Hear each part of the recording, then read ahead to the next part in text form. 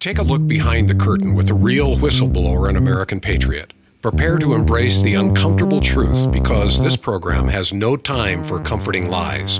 Here is civil liberties enthusiast, Second Amendment defender, and recovering FBI agent Kyle Seraphin.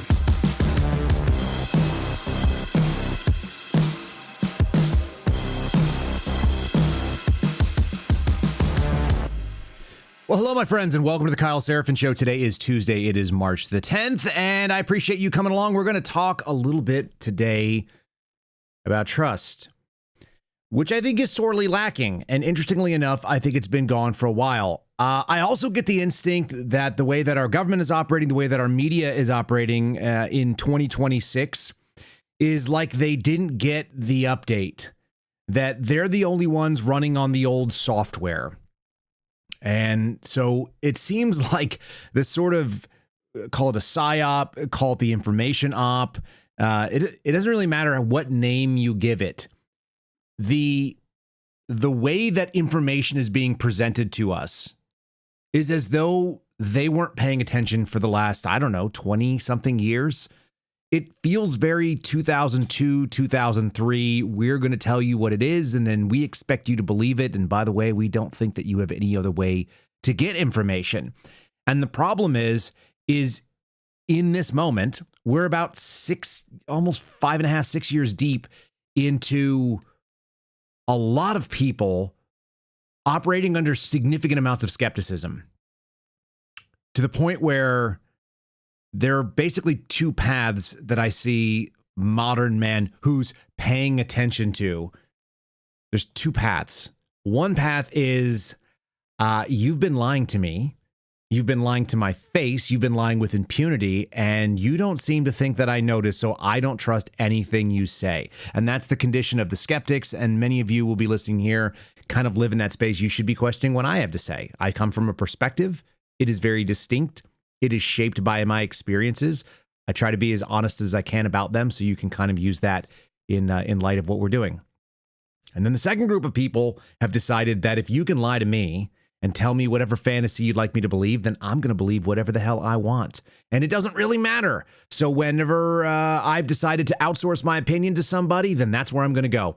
And if somebody tells me, hey, gas prices are up and there was a big promise about making America more affordable again, those people will turn around and tell you, listen, short-term pain, long-term gain, who cares about how much gas prices are if we can kill terrorists, and a bunch of other wild ideas too that are analogous to it. And I don't think that they believed that until 5 seconds ago. So they just kind of operate under a space where there are no principles, there's nothing that's true, and just whatever feels good at the moment.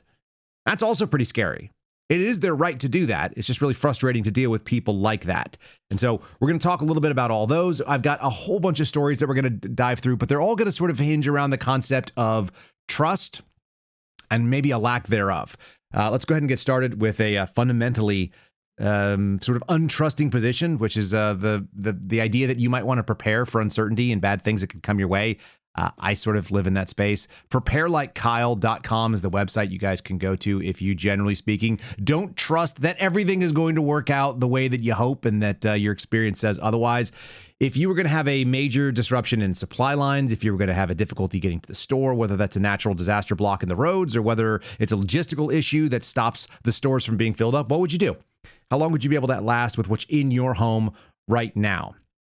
If it's less than a month, it's probably worth checking out the folks over at My Patriot Supply. Again, the website is preparelikekyle.com. There's a link in the show description. They are America's #1 preparedness company, over 3 million satisfied customers. And right now they're getting a deal on the 4-week emergency food kit. It's kind of a good starter kit. We have the 3-month kit in our house to be able to prepare for that. It comes with additional 1 week of food that comes in an ammo can. So it's storable. It's something you could keep in a truck or maybe a bug out situation. It is a long-term shelf-stable food. As long as you keep it out of direct sunlight, you guys are basically going to be able to save 2,000 calories per day. They're real meals made with real ingredients. There's no artificial flavors or colors, and the shelf life is measured in decades. Guys, if you have not put something away and kind of looked out there and said, things could get rough, and if they were, I'd like to be prepared, go to preparelikekyle.com right now. Get your free week of emergency food with the 4-week purchase. Link in the show description as described.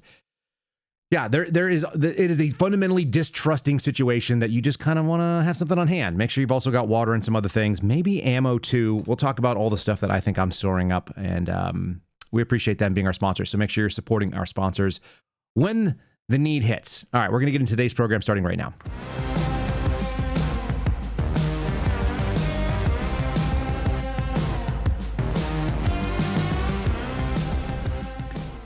It is tough watching people sort of go from people don't have a fundamentally distrusting outlook on the world. And when we hear people say, there's a reason why lies work. It's because if you were to believe that every single person was constantly trying to deceive you, it would be very difficult to operate in the social construct. The clerk at a checkout register gives you the wrong number. If you believe that they are actually out there trying to deceive you to get more money or less money and steal from their I don't know what the motive would be. But if people were to make small mistakes and you were going to be like, oh, every single time somebody makes a mistake, says something that is marginally untrue because they don't have all of the information and they're doing the best they can with what they have. If you were to go to assign that to malfeasance, to some sort of nefarious intent, it's a really dark place to live. And that actually is a real place, it turns out. That place is called social media, and it doesn't matter whether you're doing it on Facebook or whether you're seeing it on Reddit or whether you're seeing it on X or you're on True Social, which is a little bit less of that. If you were to go and try to extrapolate the world that social media presents to us, which is essentially the most emotional and just shitty human interactions that you can find, then everybody is paid. Everybody is trying to deceive you. They all have an agenda, even though, if we're going to be totally honest about it, they don't actually know who you are. Wouldn't that be something that you'd have to also bake into the cake? We don't do that. Today's program was inspired by reading this morning. This is coming from Mary Tally Bowden, who's a doctor that dealt with a bunch of stuff over COVID. She had a really negative outcome. I think the Texas Medical Board went after her license. I don't know the actual. Maybe she'll come on the show and talk about this. I see her posts from time to time. She said, thanks to COVID, I'll never trust our government again, no matter who is in charge. And I don't think that is a unique sentiment. You can see that it has a significant percentage of likes. There's about 500,000 views and change. She's got 37,000 people sort of indicated they agree with this position. COVID was the great awakening thing. And it did give people two choices. They could walk down one of two paths. One of those paths was 100% skepticism. Everybody may lie to me. And so how do I suss out what that looks like? And then the alternative were the people who were like, oh, well, you say things that are untrue. I'll just say whatever I want. If I want to believe that it's actually sky monkeys that live in a sky zoo that are dropping their turds. They're not actually missiles. There's no Tomahawk missiles being dropped on schools in Iran. No, that's not what's happening. It's just this fantasy thing that I've created, and you can't prove otherwise, and I'm not going to hear it if you did. There's a lot of people that have this like bizarre take on all of it. They're going to be skeptical from here on out. One of the stories we're going to cover is that the FBI is now involved in an audit in subpoenaing records from Maricopa County from 2020. We're going to go back 6 years ago. Now, listen, part of this is that the director of the FBI is constantly trying to be in the good graces of his boss. And that's not Todd Blanche, even though technically that's his boss. And it's not even Pam Bondi, even though technically that would be his boss's boss. He's trying to always stay in the good graces of Donald Trump. And one way you do that is you constantly bring forward the election that most Americans lost a lot of faith in. That 5.5 to 6 year timeline includes an election where everybody kind of went, guys, how did we have more people turn out than ever before? Turn out for a guy who basically auditioned for an incredibly serious job from his basement, and then he was just walking around mumble jumbling. He was a human Roomba, as my buddy Steve Friend, like a human being that simply made turns in arbitrary directions and then walked until he hit walls and then turned again based on where the sensor said. And we affectionately refer to that man, the former president, as Joe Biden here on this podcast. So some of the news today is about the FBI taking steps. I saw a very amusing post by John Rich, and John Rich is probably not my favorite because he seems to be kind of like a regime type sycophant. And he's buddies with Dan Bongino and all these people. Like he likes to, rub shoulders with the bros that are 100% Trump's going to make everything great again. Even though there's a lot of evidence that that's not. And they might have even lost him a little bit.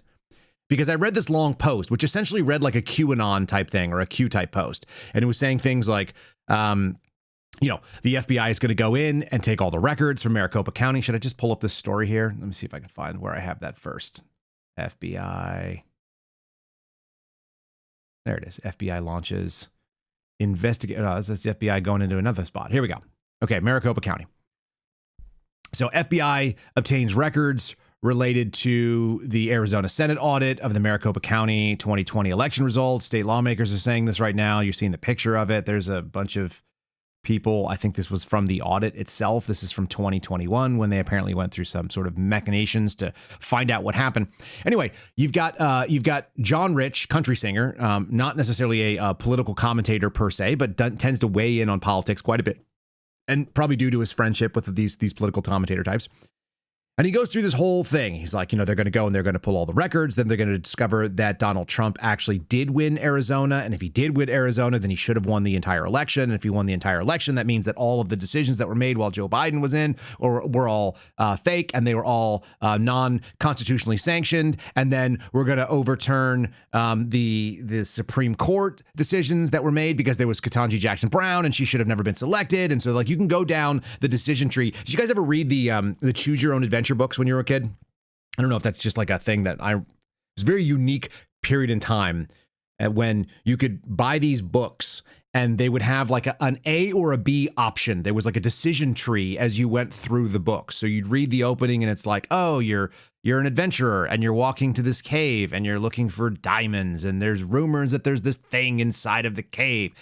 Do you walk inside the cave or do you sniff around and look for an alternative way in or something? And then it'd be like, oh, you walk inside the cave. And so that it'd be like, now you see this exceptional hallway, all this stuff. And then it'd be like, you walk around. It's like you fall into a Panji trap and you die because the Viet Cong eat you or whatever. So there'd be these like weird little things. And you're like, oh, that was a crappy outcome. So you'd go back to it. You can't do that in real life, right? Anybody who read the Choose Your Own Adventure books had the same experience. Every one of you did. And you all know you did. You kind of wanted to hedge your bet. You're like, I think I should probably jump over the top of this big hole or try to use like a rope that's hanging there. But I kind of get the impression that the writers are screwing with me. So if I hold on to the rope and I choose page 22, it's going to take me to a spot where the rope breaks and I fall down a well and I die of starvation because my legs are broken and I'm just down there forever until I'm dead. And they would always have these like really graphic dead scenes. They were always kind of a bummer, right?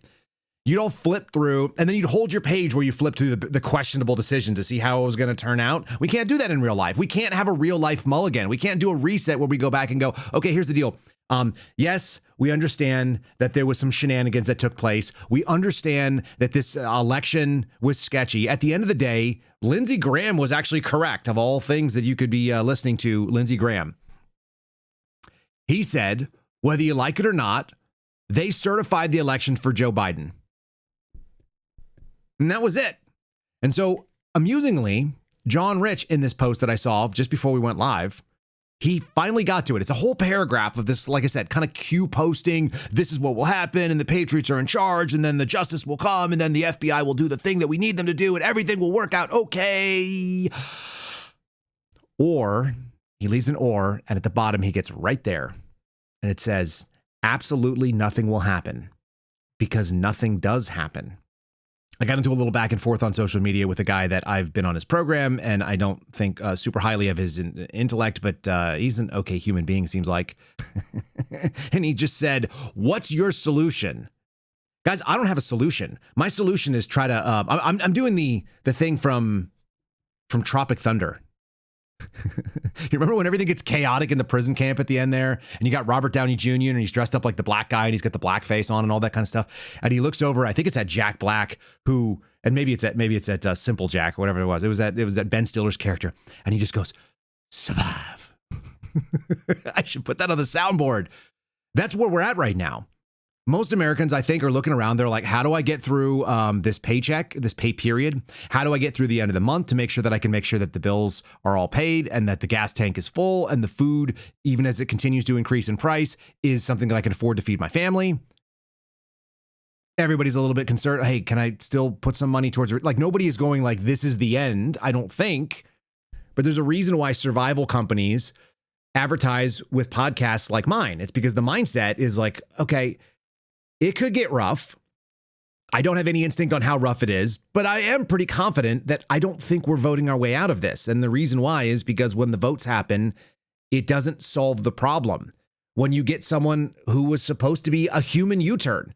I mean, if we're being real fair about it, the election of Donald Trump was outsourcing the revolution, was it not? I'll put the chat back up on the screen. Did we not outsource the revolution? If you recall, we had Vivek Ramaswamy, who's a pretty interesting character in and of himself, and I think he's running for governor in Ohio right now, and hopefully he doesn't get that. Vivek was talking about the spirit of 1776 while he was like LARPing around wearing like Texas, cowboy hats and stuff like that, and Texas themed flag shirts and all the other stuff that Vivek did. And he was saying all the right things, but there was a spirit in the campaign season of 2024. Did I say Iowa? I mean, Ohio.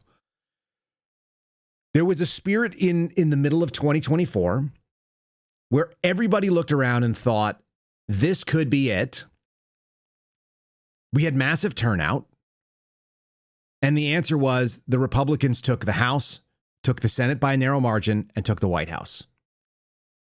And it's not enough. It didn't go far enough, and it didn't do a lot of the things that people were hoping were going to be there. There was an expectation of a turnabout, a U-turn, slamming on the brakes and turning around. And it looked like this, and I'm not trying to belabor the point here, but I will continue to show it to you guys because it's useful. Seal the border, stop the MAGA migration, carry out the largest deportation operation, end inflation, make America affordable again, make America the dominant energy producer in the world, stop outsourcing and turn United States manufacturing back into a superpower, large tax cuts for workers, no taxes on tips, defend the Constitution, the Bill of Rights, fundamental freedoms, freedom of speech, freedom of religion, the right to keep and bear arms, prevent World War III, restore peace in Europe and the Middle East, build an Iron Dome system for America, make America the builder of these things, and the weaponization of government so the American people don't have to fear their government, stop the migrant crime epidemic, demolish foreign drug cartels, crush gang violence. That's where that word crush comes from that Kash Patel uses all the time. Lock up the violent offenders. How about the other half of that thing? It looks like this. Rebuild the cities. Make them clean, safe, and beautiful. Strengthen and modernize our military, making it without question the strongest military. That doesn't mean using it. It just means make it that. Keep the U.S. dollar as the world's reserve currency. Fight and protect Social Security with no cuts. That's kind of a funny little thing to sneak in there. It's like all these things about kind of limiting and keeping government back where it ought to be. But also, let's not do Social Security and Medicare. Let's make sure that the people who are living on those things and can't afford to exist. I remember reading something the other day from Vanguard that said that the average American retirement account is like $167,000. That's not enough to live on. My wife and I were talking about it. It's like, what do people do? They live on Social Security and Medicare, I guess. And they count their pennies. Cancel the electrical vehicle mandate. I don't know why that was number 15. That seems like something that doesn't matter to anybody. Not to me, at least. I don't know anybody that's like, hey, the electric vehicle mandate is really a problem. It made it in the top 20 to Donald Trump. This is his promise to you. Cut federal funding for schools, pushing critical race theory, the things that were dividing us. Keep men out of women's sports. Seems like a no-brainer. Get rid of radicals that are pro-Islamic terrorism. There's Hamas. Make our college campuses safe and patriotic again. I don't think you can do that. I don't think the president has the ability to do that, but whatever. Once you get in the last sort of vibe, they get kind of aspirational and kind of silly. How about this one? Secure our elections, include same-day voting, voter identification, paper ballots, and proof of citizenship. Oh, like the SAVE Act, which is not looking like it's going to pass. Which is looking like there's a lot of excuses being made. Ain't that something? Unite our country by bringing in new and record levels of success. Well, we're not there either. So we're having this moment where we're all evaluating, well, we outsourced the revolution to a guy The guy said all the right things, the top 20 things there. If you were going to go out there and share those with regular people, not people who are hyper political, not the social media pundits, not the actual media pundits who seem to get their talking points from government, but if you just went out there and said regular bacon and cheeseburger nationalist type Americans, your neighbor who's going to accept a cheeseburger from you without being offended that you're cooking meat on your grill, the one who say, yeah, if cheese is an option, I'll have it. If bacon is an option, that'd be great. Maybe they like some condiments. I don't know what they are. The regular human beings that live around you, the normal people, they would look at those 20 and most of those things resonate with them, which is why I think there was a lot of hope in January of 2025 as we had a transition from one guy who ran up the cost, did a bunch of really weird stuff. Whether he was in charge or not is another animal. By the way, doesn't the presidential wall of portraits have an auto pen instead of Joe Biden on the wall still, as far as I know? Like, that's what Donald Trump hung up there. Wasn't that kind of saying that we had a shadowy government of people running things while some dude was asleep at the wheel? It's very strange. Let's go back and touch another thing that happened because of what happened in 2020, because of the Maricopa County questions. We got this thing called January 6th. There was a day that looked like a trap from me from the beginning where a bunch of people showed up. A few of them got rowdy. I've been talking to Steve Baker. Guys, he's still okay, just so you know. Steve Baker's out there. He's working on his heart health. He's exercising. I talk to him when he's doing laps around the mall or he's walking around in the grocery store with a shopping cart to try to get his heart rate up and kind of working his way back. The man is determined. But Steve Baker, our friend, writer at The Blaze, I say our friend of the podcast, okay? Steve Baker and I talk about January 6th all the time. It was formative for a lot of people's experience. Just in the same way that COVID broke trust, so did January 6th, because January 6th saw what we call weaponized government. And that's where we had a government decide what the outcome is. The outcome is we are going to arrest a bunch of people and we are going to make them pay for something that happened on one day.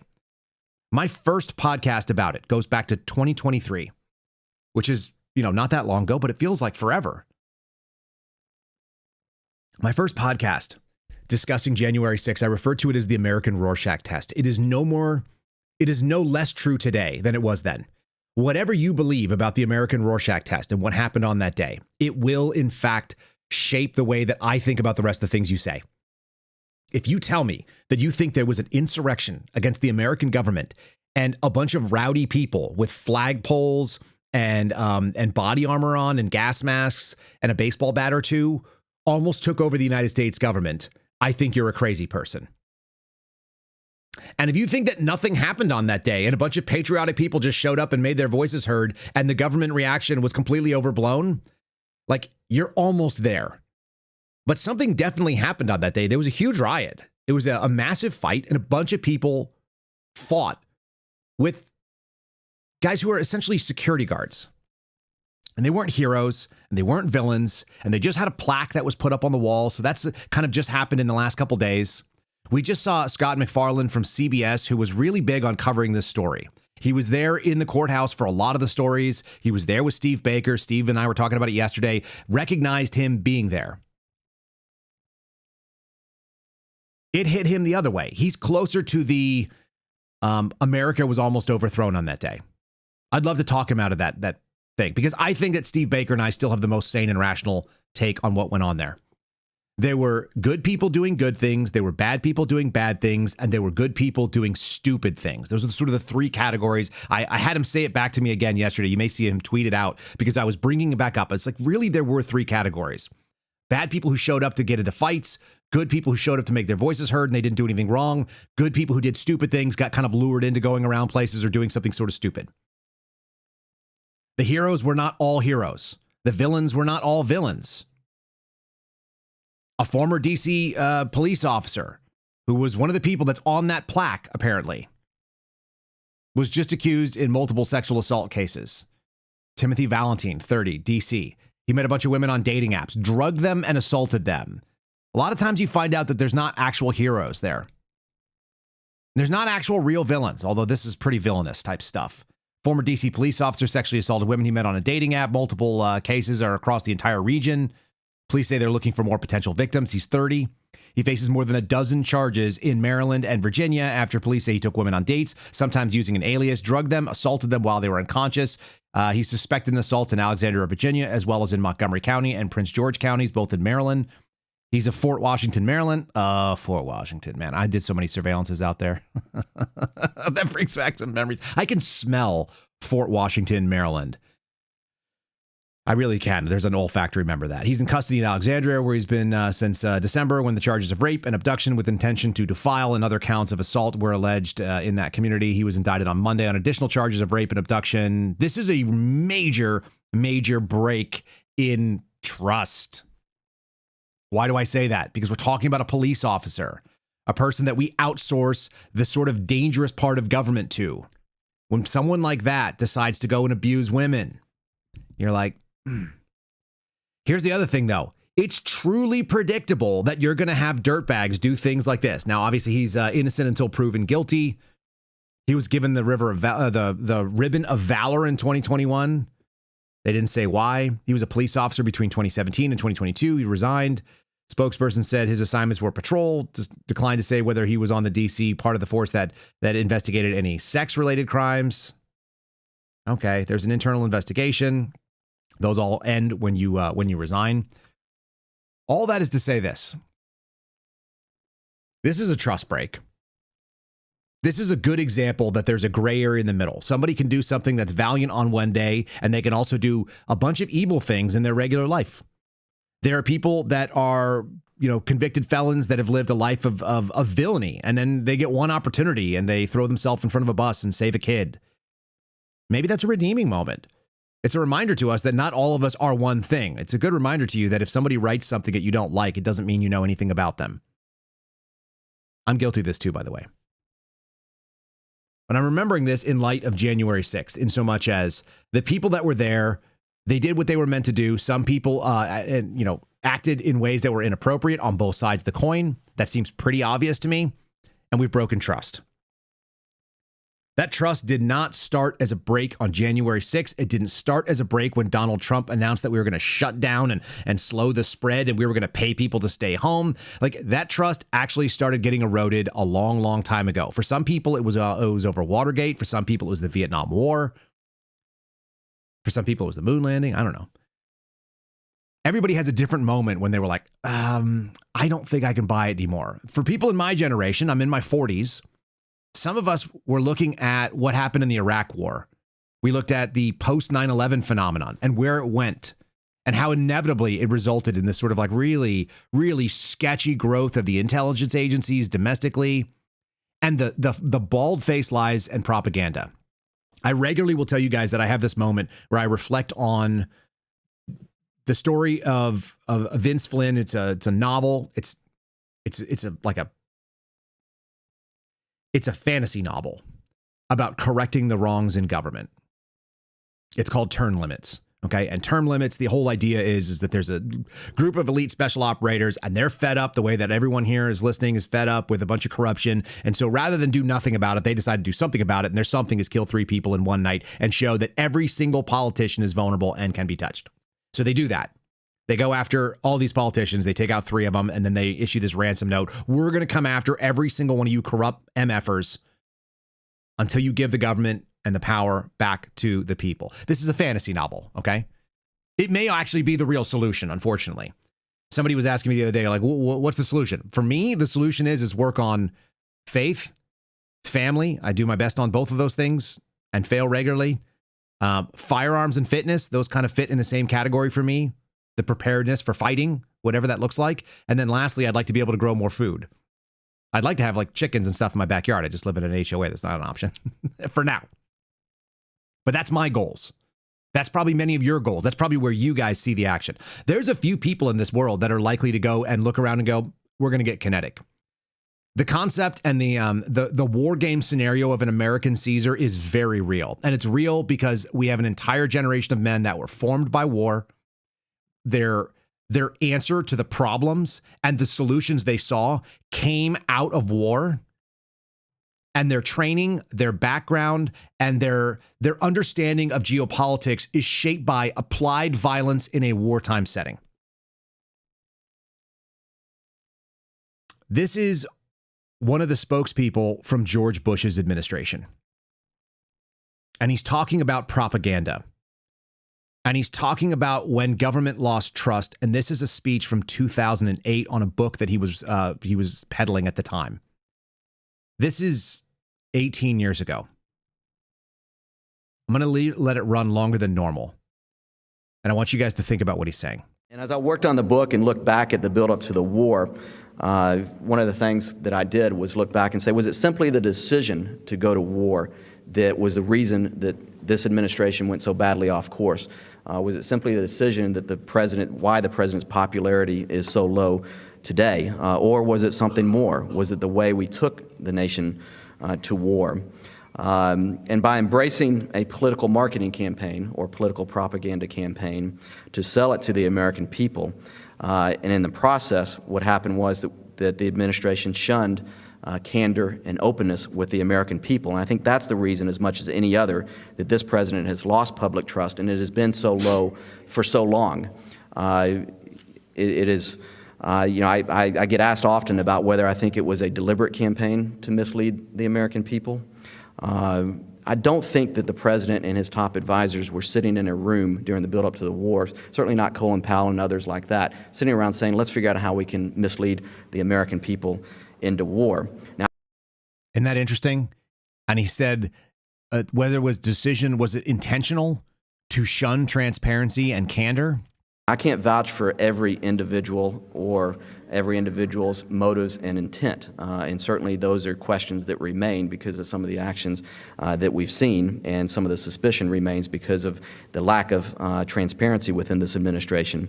But the focus among the president and his top advisors became, how do we make the strongest case for taking the nation to war? And in the process, they believed that they could market the war to the American people, much like we did education reforms, much like we did tax cuts, and much like we later would do with Social Security. It was all about selling it to the American people. And there's a longer version of this. It's about 6.5, I think, or 7 minutes long, and I'm going to post it over at kyleseraphin.com because it's a good piece of history for you guys to listen to and kind of see what they're talking about. His whole point is that they wanted to sell it to you, that they market it to you. And that leads to this mindset that is referred to in philosophy as operational morality, where the ends will justify what the means are. In other words, I think that my answer is correct. And I think that the end goal is the correct answer. And so however I get you to come along with that is acceptable. That's the problem.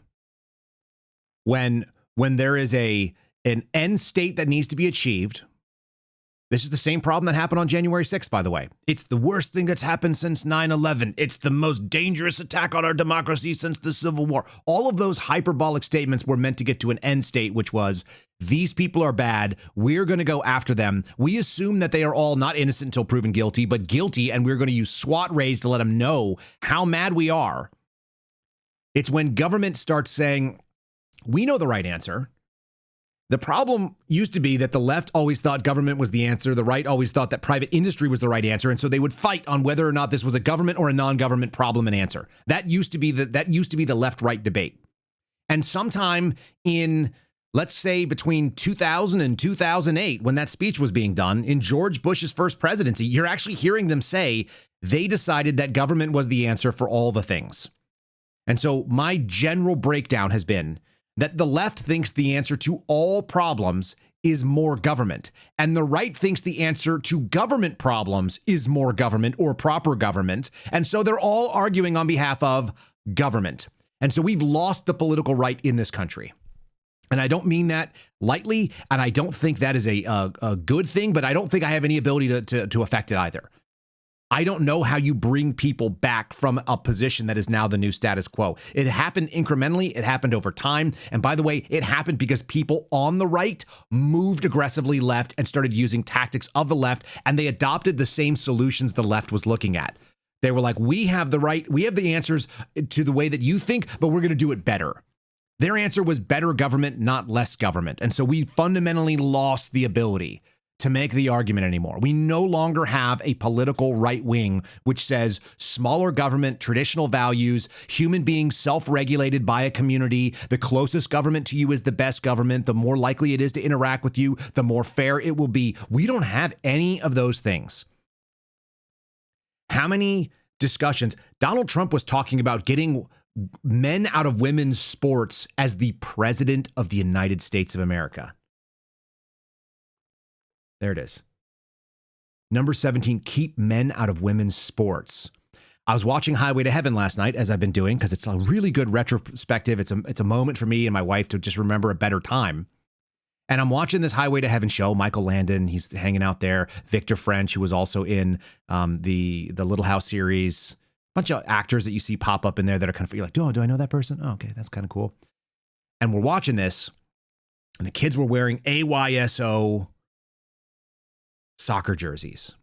It's set in like 1984 or something to that effect. I mean, that's when it was made. AYSO. And I was like, I used to play soccer.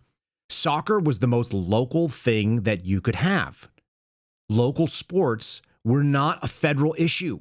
Under no circumstances would it have been a question of whether or not a girl could be on our team or not. It would be the question of like the dad coach and whether or not the local league. AYSO was like the American Youth Soccer Organization, I think, something to that effect. I remember playing on multiple AYSO teams.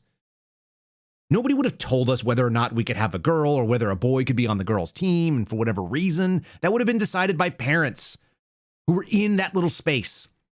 They wouldn't have looked to the president of the United States, literally the biggest possible hammer that could come down and straighten this thing out. Nobody would have done that. It's bizarre. But that's it. So we lost the political right. We really have. We've lost the ability for people to just be like, why don't we just make decisions locally that make the most sense for our communities, and then we just live by those results? And if we don't like it, or if you don't like it, you can go to another community where they're doing it differently the way that you do like. In my lifetime, Americans thought that they could vote with their feet too. They would just shout, they'd be like, oh, I don't like what California is doing with property taxes. There's an awful lot of money being spent here. The affordability is not good. I'd rather go make less money in Texas and live richer. I'd rather go and move to Idaho where I can be more rugged and independent. I think your gun laws suck. I'm going to go where there's freedom. And they would go out there and they'd find it. Or they'd be like, I don't care about freedom. I want to live under communism. I'm moving to Hawaii. The beach is the most important thing. I need a beach in every direction at all times, every single day, no matter where I am. Like you used to be able to make that choice. And they did. Members of my family did. I'm going to go make it in New York City and prove that I can do it. And they moved to New York City. I got a sister that did that. We're not doing that stuff anymore for some reason. It's sad. We've lost that ability. All right, I'm going to run rapid fire for the next like half hour through a bunch of stories that are out there that I think are all based on a loss of trust. And I'm going to lead with an NPR story, which I think is actually really, really comical and so sad. It's really one of the sadder stories that I've read. It's a defense, a justification, and an explanation of Jeffrey Epstein. Remember him? Maybe the reason that we're actually at not war, whatever we're at, this kinetic military action that totally doesn't involve Israel, but everyone keeps saying the word Israel no matter where you look, whether it be in congressional hearings or whether you're going to Fox News, like they're all talking Israel. So we're going to talk about that in 1 second. Let me just encourage you, if you're listening, give us a like on Rumble, give us a like on YouTube, subscribe to the channel wherever you're at. We're almost at 20,000 over on YouTube. That's really cool. Rumble, we're working our way up to, 35,000. So you guys are great. The chats on both sides, I can see both of you, by the way. On my left is the YouTube chat. On the right is the Rumble chat. And both of them are moving along swimmingly. So appreciate that. You may hear an ad from Spotify right now. And also, let me plug my friends over at Shield Arms just because they're a good company. We have an affiliate link below. So, they don't pay me anything to say it, but I do own multiple rifles from them. They're probably going to be featured prominently in the Tackleberry Project. I carry their magazines every single day in my Glock 43X MOS. There's a lot of letters on that. They make really good stuff. So they're an American company. They're run by shooters. I got to hang out with the owners at SHOT Show multiple times now. I've been to their factory out in Big Fork, which is in Montana. It's in a gorgeous part of Montana. They have a really, really nice facility. If you happen to be in the Kalispell area, stop in and have a coffee with them and check out their pro shop, which is also very similar to what their booth looks like there. ShieldArms.com. Promo code Kyle will save you some amount of money. I've actually asked them what the terms are because I don't even know. I'll just send people there because the stuff I have is great, and they make a really, really good folding lower AR. If you guys have an AR and you're like, I would like to be able to put it into a backpack and not have like an intermediate buffer or an extra little thing. If you don't want to add something to your AR and add a bunch of steel and weight and stuff on the back end of it, check out their stuff. They're milled into the actual lower. I don't know anyone else that's making them like that. They're like the direct impingement version of a SIG MPX or a SIG MCX. If you know what those things are, you know what I'm talking about. Once you have one, you will be very, very pleased with it. They make really good lowers, so check those out as well. Link in the show description below if you guys want to do that. All right, let's do an embarrassing apology. We now know what Epstein was all about. Apparently, this is the story. This is NPR. It's interesting that it comes from NPR. I always tell you where the news source is because it'll also help you understand NPR is like uber left leaning. It's pro-government. It's sort of shills for things that are not in my value set.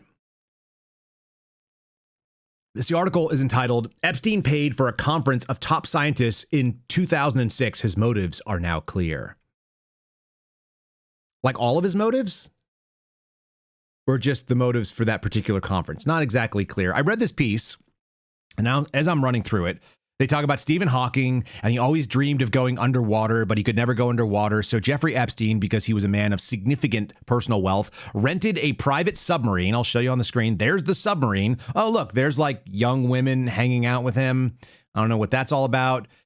He's a renowned theoretical physicist and cosmologist who died in 2018. There he was aboard the submarine in March of 2006 in the Virgin Islands. They hoisted him down with a crane. They duct taped his head. You can actually see up here on this picture, they used like some sort of a strap to pull his head back onto the this like forklift chair that they made to be able to drop him in.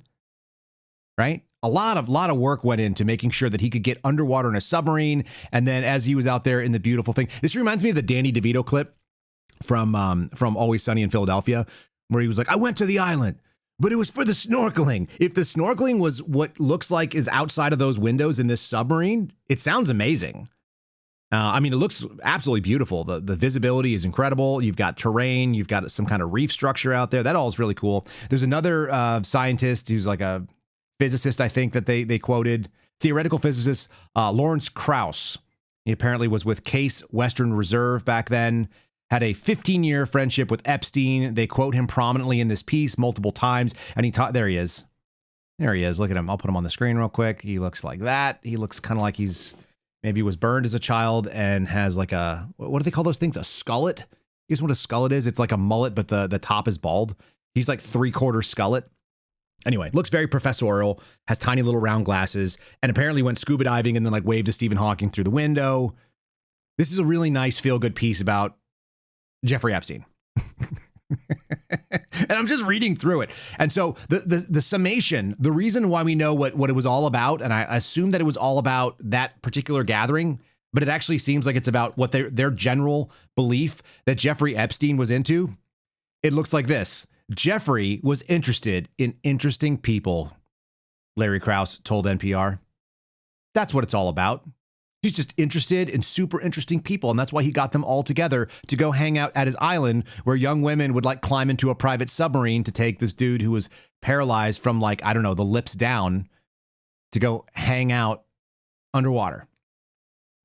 They talk about all the other cool people that he had there. Someone called George Church, physicist Lisa Randall, Martin Nowak, professor of biology and mathematics. They were all under intense scrutiny. They were all reached out to for comment and received no reply. Only the one guy who said Jeffrey liked interesting people.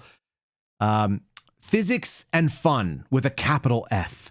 Epstein always had fond memories of taking Stephen Hawking on a submarine ride. There's apparently text message chains that are in the evidence released in the Epstein files talking about getting him there, putting him in the submarine. He was proud of doing these things. Krauss was also proud. I was just so happy because he'd never been underwater. I'm just reading you some of the parts of this piece. Like, this is such an interesting frame of what it's all about. It was a small, rather exclusive workshop with all the expenses paid. I'm getting to a part where they kind of like sum up. There was no agenda except fun and physics. And that's fun with a capital F. What also starts with the letter F? It's just a really strange piece. And it was lead story today on NPR. Yeah. Jeffrey was always very shy and quiet. He'd sit in the back. One-on-one, he liked to talk to people, but when he was in groups, he was very shy. Yep, I got it. Okay. He just sat there and just kind of hung out. And then you read this. It says, along with the submarine, the scientists took a short boat ride for a barbecue picnic on Epstein's 70-acre island. He purchased Little St. James, or Little St. Jeff's, as he liked to call it, in 1998. It's a place that prosecutors say was used where he sexually abused women and girls. But the physicists who were invited said they saw none of that during their short stay. Kind of like Howard Lednick. Nobody saw anything bad. Like, well, it was just nice. But he also cautioned them not to go wandering off onto the island. If it was a secret life that was going on there were hints about it. It wasn't entirely effective. When he was around, it was really inconspicuous. He didn't act as a host. He acted like a bystander. You know, like a guy that was observing people. This story is so strange. It's so bizarre. I can only tell you that there were younger women, and the youngest women in our meeting, were they 15 or 30? I have no idea. They were just women there, said this guy who had no problem talking about it. This is Krause. There's a couple of really funny little lines at the end here too that talk about how he was just like, you know, he was certainly rich and powerful. Rich and powerful people don't really get arrested very often. And this one guy who was invited to be there, he said Epstein uses mysteriously acquired wealth to pursue his two great interests in life. They buried this at the bottom. It's the best line. The sexual exploitation of young women and hanging out with celebrity scientists. The two great loves in life that Jeffrey Epstein had was sexual exploitation of young women and hanging out with really smart people that were interesting. I can't.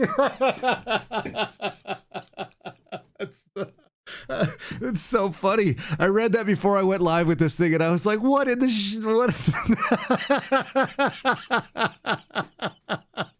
His two great loves of life are sexually exploiting women and hanging out with smart people." It's so bad.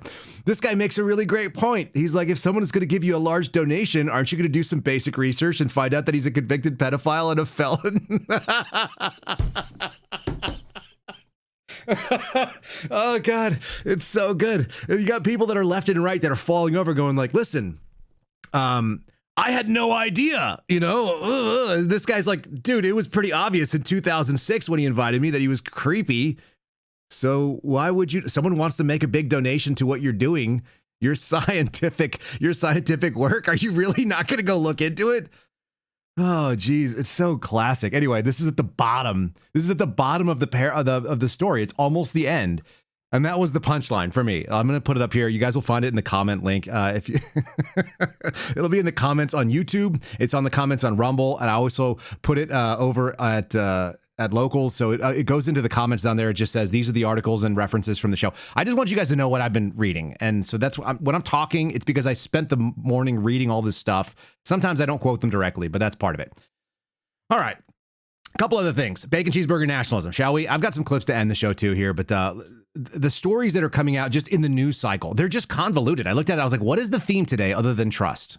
A broken trust. A broken trust in our immigration system is one of them. GOP rep Andy Ogles sparks a backlash after saying Muslims don't belong in America. That's kind of a bacon cheeseburger position. You just got a little further to go, my friend. You're almost there. And it's not that we don't say that you don't belong in America. We mean that you're not the dominant culture in America. Here's what people don't really realize. Okay, so here's the story. The story is he's in hot water because he says that Zoran Mandami should have been deported. It's a Tennessee congressman. He declared on social media, this was actually over on X, I saw it last night, it popped up in my feed, Muslims don't belong in American society, and that made Democrats get really angry. He added, pluralism is a lie. It's a bigoted post. The bigoted post. That's journalism for you there. They're going to tell you what it is, lest you don't understand. This is what bigoted looks like. It's actually not bigoted to say certain groups of people probably don't belong in American society because their ideas do not relate. You know, kind of like pedophiles don't really fit into American society. Why would that be? Oh, it's really straightforward. I could actually draw a direct line why pedophiles are not in the American ethos, why they do not fit into the bacon cheeseburger nationalism dominant culture. Number one, we're based on a Christian understanding of the world, which is to say a Western civilization understanding of the world. And all of that is really easily traced because Western civilization, it is what it is because of the way that it looks at time and the future. And women represent the potential of bringing about the future, and children represent the actual future. Western people are willing to do delayed gratification. It is an inherently Western phenomenon to make that part of the way that you do business. To look and say, I will suffer now. Oh, you mean like short-term pain for long-term gain, which is the reason the Trump administration is pushing that. It's a very American ethos. Suffer now, benefit later. Well, in the Western concept of things, we actually think that you should suffer now, maybe for your whole life, so that your children will suffer less. There was a discussion with, who was I talking to about this? I think I was talking about it on a podcast, and I can't recall who it was with now, but we were having a discussion about people building cathedrals and that we don't have multi-generational building projects anymore because we've actually lost some of that understanding that your life is relevant in so much as it's a piece in time, but it doesn't need to be realized in your time. That you can make things better and another generation can enjoy it, and that is still valuable. That's a Western idea. Start the foundation of a cathedral knowing that your grandchildren probably won't even be alive to go and worship in it. You know, that's a thing.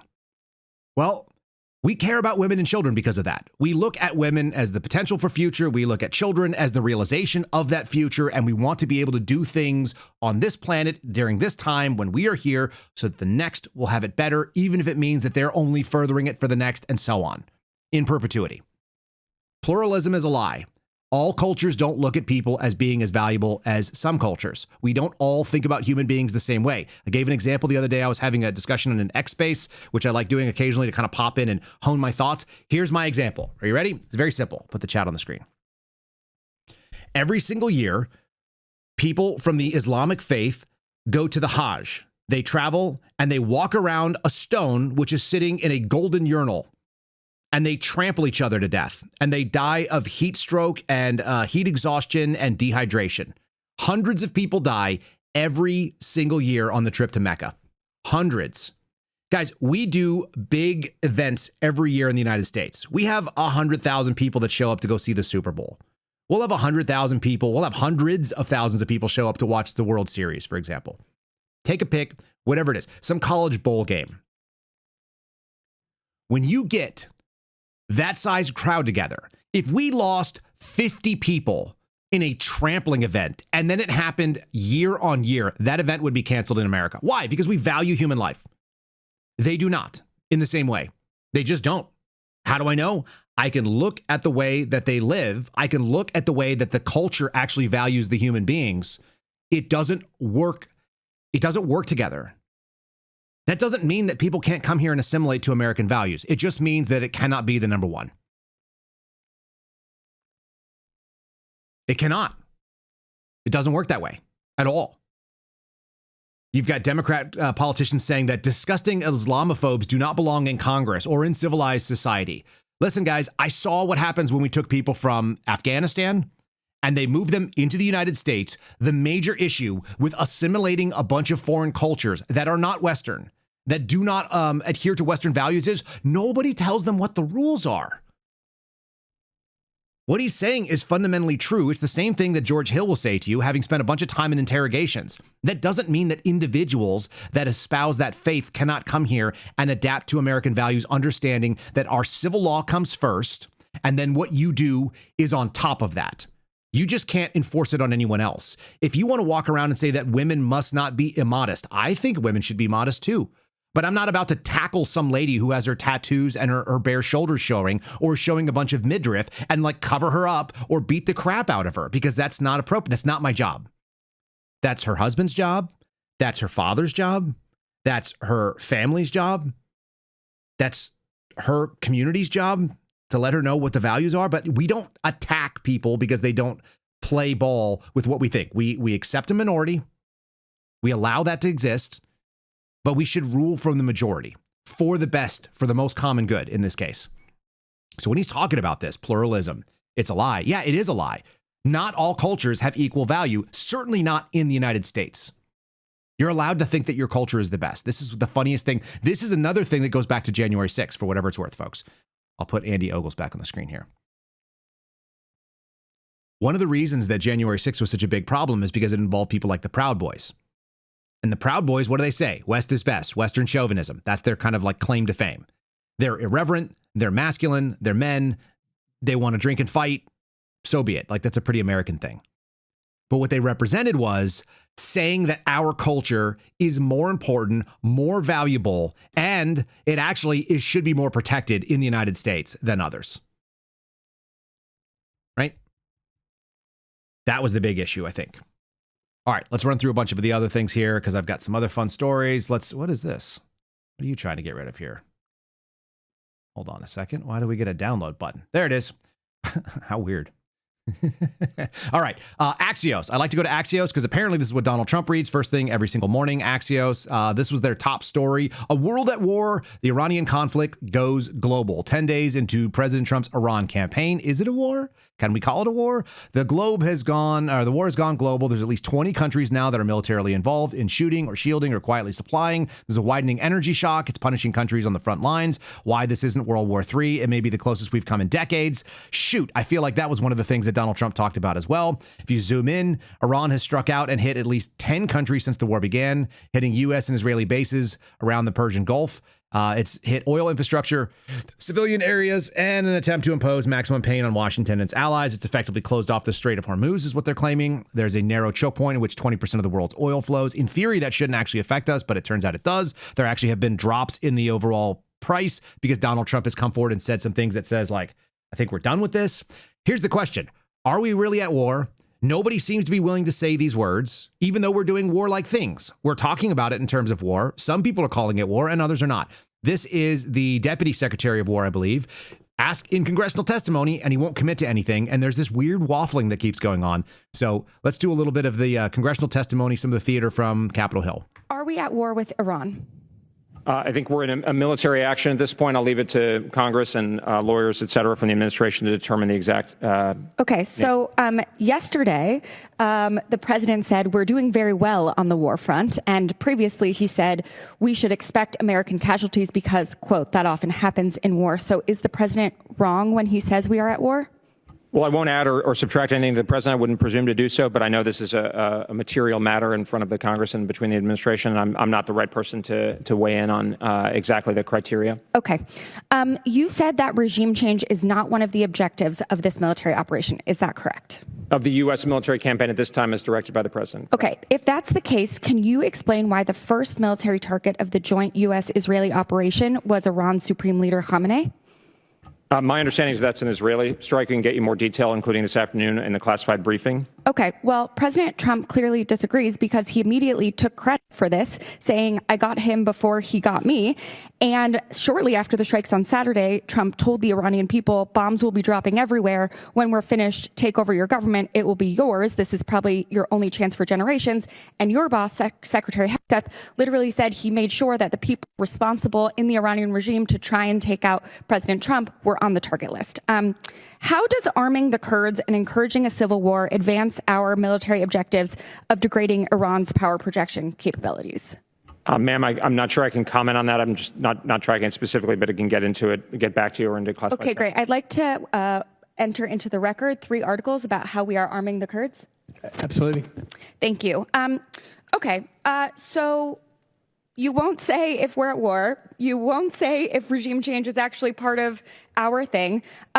Do you agree that there is a risk of Iran becoming a failed state? I think there are a wide range of risks, but I think those are the kinds of things that we are precisely seeking to avoid and capitalize on to make sure it's net beneficial for the American people. Okay, and does the department actually have a plan to avoid that and prevent a failed state in this very strategic part of the world? Well, without fixating on the specific eventuality, ma'am, I would say the department is actively planning to ensure that we are, deliver on the president's objective of a net beneficial result for this military campaign. Okay, you keep saying that it's important that we have a plan and that you are working on the plan. What is the plan? Ma'am, I can, it may be worth when my colleagues, or we can go in, but particularly when my colleagues come over and brief this afternoon, you may ask them. Obviously, we're not going to talk about that in open session. Okay. How long will this war last? How much longer will our service members have to sacrifice their lives? So I'm not going to take away the president's decision space. He's got the wide range. He's the master of that. As he has indicated, and Chairman Kaine as well, the military campaign, at least at this point, has been scoped out, or I would say people have discussed it as roughly 3, 4, 5 weeks. But that, of course, does not constrain the president's decision space. But again, goes back to the kind of phasing of the military campaign that's been given specifically to the U.S. Armed Forces. Okay, and for whatever it's worth, you guys don't have to like Sarah Jacobs. She's the congresswoman from the 51st District of California, and that was Elbridge A. Colby's the Undersecretary of War for Policy. That was an intelligent discussion. Those never go viral because there's no gotcha moments. That was somebody saying something, a woman asking questions that I think are utterly reasonable, even if you don't like the other side, generally speaking. That was like a reasonable discussion. I can't talk about that in this open session. I can't have this discussion about strategy and policy. I'm not going to go ahead and take things away from my boss because the president's there, so he's kind of waffling. But it was at least reasonable people asking reasonable questions, maybe not getting the answers they were looking for. It was cordial. It was valuable.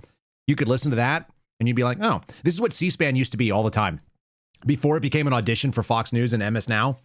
Before it became a time when people were auditioning their best hit so they get that gotcha. Theoretically, it was to ask questions and then maybe get answers. Did he answer the questions? Not really. Why did he not answer? Let's just go back. Early in his career, he served in a variety of United States government roles to include national security, defense, foreign policy issues, including at the State Department in Iraq. He's also served on the staff for several government commissions and held a role at various think tanks. This tells you a lot about, he's like an embedded Washington types. He's the recipient of the Distinguished and Exceptional Public Service Medals from the Department of Defense, the Superior and Meritorious Honor Awards from the Department of State, and a member of the Council on Foreign Relations. He's a graduate of Harvard and Yale Law School. I would expect that someone with that pedigree probably never gives a straight answer about anything. And then there's Sarah Jacobs, who, there she is. She's representing El Cajon, La Mesa, Lemon Grove, Southern California Congresswoman. She's the chair of the Transgender Equity Task Force, which sounds like absolutely absurd and ridiculous. And yet, that was a rational exchange between people asking questions. Does it make sense to arm the Kurds? I think we should ask that. I think anybody who knows what we've done with the Kurds, I've got friends who fought with the Kurds, and then we've seen betrayal of those things. That was like grown-ups. That was, nobody screamed about the Dow. Nobody said A, B, C, E, F, G, H, I, J, K, L, M, N, O, P, like Kash Patel did the other day. Like, this was, grown-ups having a grown-up discussion about a really grown-up topic that we don't have clarity on. Did we get any more out of it? No, but that's kind of what government does. A lot of obfuscation. So all of that goes to this piece, NPR again. Mixed messaging. That's what we're getting out of New York, out of the Iran situation. And I've got some clips that kind of indicate that there's a lot of questions about what the hell's going on. First of all, Donald Trump in his own words the other day, I played it for you. I think it's truly telling when someone can't be self-critical. There is no chance that everything you've done is amazing, ever. And it is, I guess, charming for someone who's younger, who's running a large, real estate type thing, and all your branding is based on, I don't know how Donald Trump managed to pull off what he did. He's kind of a one-off. He's unique in this way. There are very few people that can fake it till they make it the way that Donald Trump did and continues to. It's just not that endearing for most people. To say everything I'm doing is incredible, everything is the greatest thing you've ever seen, like that kind of P.T. Barnum sort of hype job where you've never seen anything like this and you'll never see it again. It doesn't do it for me. Not at all. But it does it for some people. Usually in sales, the goal is to over deliver on small promises. You tell people we're going to do our best to do it, and then you do better than that, and then people are really excited about it. Donald Trump seems to do the opposite. He overpromises all the time, and he underdelivers, and people are still really into it. And they're like, oh, he's just so special at doing it. That's why he's so wealthy. That's kind of gross. That's not a way that you wouldn't want to do business with anyone that does that. Not in your regular life. So to see people defend it is strange. And I do think it goes to that break in trust. They decided they're going to just blindly trust this guy. The number of times I've had people tell me, how come you don't just trust the president? I don't just trust anybody. I don't trust you. I don't even trust me. How many of you have self-doubt? It's very natural and normal. The funny thing is he actually does have self-doubt. He just doesn't do it whenever he says things definitively. When you listen to him kind of like trying to answer a question, there's tons of self-doubt. It's all over the place. He doesn't know the answer. He just kind of wings it. And it's full of this kind of like mumbly stuff, which is one of the things that has been kind of pointed in on when we talk about a missile strike that hit a school full of Iranian girls. And of course, like the media like honed in on one ugly moment. I mean, it's inevitable when you start dropping bombs on a population in a very densely populated area like Tehran, you're going to get people that were not targeted on purpose that die. Like, that's baked into the calculus, and it's really awful. And if you talk to anybody who's done targeting, and I've got friends who are JTACs, multiple friends who are JTACs. That's Joint Terminal Attack Controllers. These are the people that are targeting munitions. It's like the amount of time that the United States government does to be able to mitigate civilian casualties is really high, and then they still fail at it. In any case, how does Donald Trump think he's doing? This is from yesterday. Again, it's worth hearing it because it's really hard to listen to this and go, oh, well, it's amazing. By the way, in Iran, we're doing very well. Somebody said, how would you score it from 0 to 10? I said I'd give it a 12 to a 15. Their army is gone. They're just about, look, their navy is gone. Their communications are gone. Their leaders are gone. 2 sets of their leaders are gone. They're down to their 3rd set. Their air force is wiped out entirely. Think of it. They have 32 ships. All 32 are at the bottom of the ocean. Okay, so it sounds like it should be over soon, which is what Donald Trump said, and then turned around and said things that said, well, but it might not be over soon. Donald Trump issued a statement. The Iran war, which this is NBC News calling it that, will end soon, but also issues threats that could also prolong it.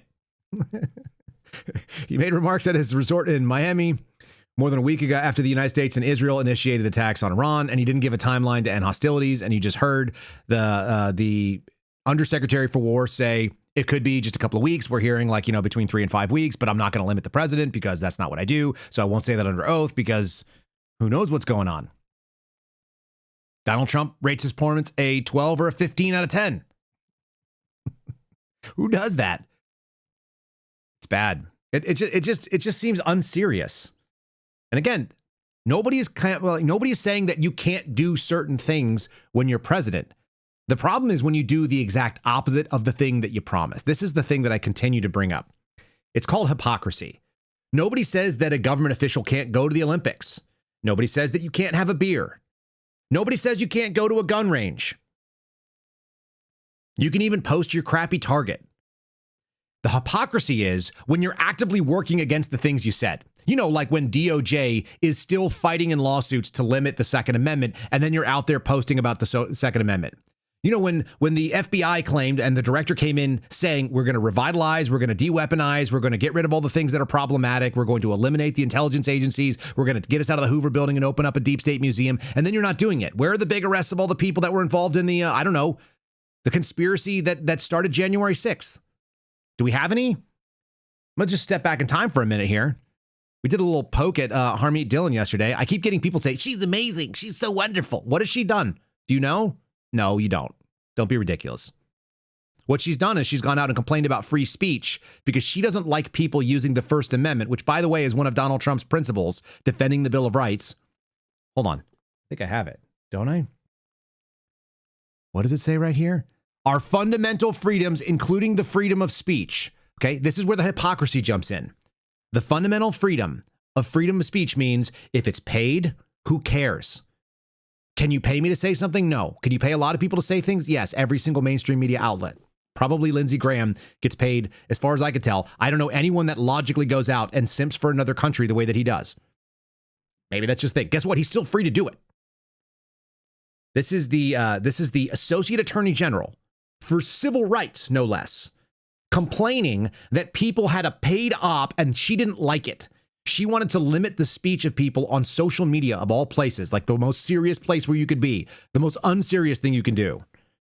So she's crying about this. This is a throwback. And remember, I got yelled at about this. By the way, she tweeted crappy things about me because I made fun of her microphone. We have a $7 trillion government. They couldn't afford a microphone that didn't suck and didn't make her sound like she was in a bathroom and they were taping from the other room. Here she is doing a live TV hit where they do it all the time because this is what they seem to do most of their time. And she's bitching about people having free speech. And then you just tell me this. How many people have been arrested for setting up the January 6th, whatever that was, the conspiracy? How many people have been arrested over the election malfeasance that happened in 2020? She's amazing. Tell me what she's amazing about. And I don't it's just people asking questions. What I was responding to was what looked to me like an organized campaign of stupid commentary that falsely claimed that because January 6th is coming up, there's a 5-year statute of limitations that expires on January 6, 2025. And if That's not stupid. It's allowed to be a paid campaign. That's literally what all advertising is. And here's the worst part of it. It's really simple. There is a 5-year statute of limitations on most of the things that happen. Now she's going to talk about a hypothetical conspiracy that never has been prosecuted. Is there an open investigation into that? If so, what's the status? Is it going to be coming forward and we're going to find out that a bunch of people are indicted? If so, you think that a grand jury in Washington, D.C. is going to do it? What about the Eastern District of Virginia? Are they going to indict all the people that were part of the government that were involved in whatever it was? And by the way, there's ample evidence that there was a small circle of governmental employees who may or may not have been on deniable operations or have been compartmentalized to the point where they didn't recognize what it was they were doing. But there was clearly something that took place. And the reason we know there was something that took place is because Steve Baker exposed a little bit of it, and the backlash has been insane. And when that story comes out, and it is a big story, it will blow your freaking minds. And it'll make that trust thing that you saw on the opening title, the opening thumbnail, it will break it permanently. Permanently. You will never trust this government when you know what they're doing. I don't trust it because of the things that have happened in the last 6 years, and because this woman is coming out and telling me that we're not allowed to talk about the things that we expected to happen when they promised it. They said stupid things, and I didn't like it. And they claimed that there was a statute of limitations. Fact check, there is one. Now let's finish this out. the Attorney General and the DOJ hasn't indicted people by that time, then that statute of limitations has run. And I think it is paid. I think I see certainly those types of influencers on X who are monetized. She literally works for Pam Bondi, who was a paid lobbyist. They all answer to Susie Wiles, who was a paid lobbyist. I don't know if she was a paid contributor to Fox News, but she knows all the people that are on Fox News that source all the propaganda for the government. They're all paid. So what? You're allowed to be paid. And I get paid to do this. I mean, I get paid because you guys use our advertisers' products. Are we serious right now? I think it was a paid up. Cool. Well, what are your results? Oh, nothing? Then we can complain about it. That turns out we have the ability to petition our government for the redress of grievances. And theoretically, we have the freedom of speech, and we can assemble and say you suck. We can assemble online. We can assemble in person. We can do it any number of ways. We can also point out the fact that you're not fixing things and withdrawing the DOJ from defending bad statutes and bad rules that are imposed on us by the ATF. You guys have the ability to withdraw all the things that the ATF does. You could shut it down. You should shred all the documents that you've got. But instead, they love that. They all want to wield the ring of power, and then they want to bitch if you make the connection that they're not doing what they said. Repeating this propaganda almost word for word, and I was frustrated. The funniest thing is that propaganda, it may come from the private side, but it almost exclusively originates on the government side. As you just heard at the beginning of the show here, talking about the Iraq war, they literally use the word propaganda. That's the government position being set up, and they are looking for what? They are looking for the ends, and so the means are justified. That means we're going to lie to you to get the outcome we want. By it, I saw some pushback. It wasn't enough pushback. And so I decided to get out there and, spew some facts. Namely, there is no statute of limitations that runs on that day. There are various statutes that are going to run on a rolling basis, and some haven't even expired because there's a continuing conspiracy, which I think you could make the case for in some circumstances. The statute of limitations doesn't begin to run, i.e. start, until that conspiracy and those overt acts in furtherance of the conspiracy end. And so Cool. Got it.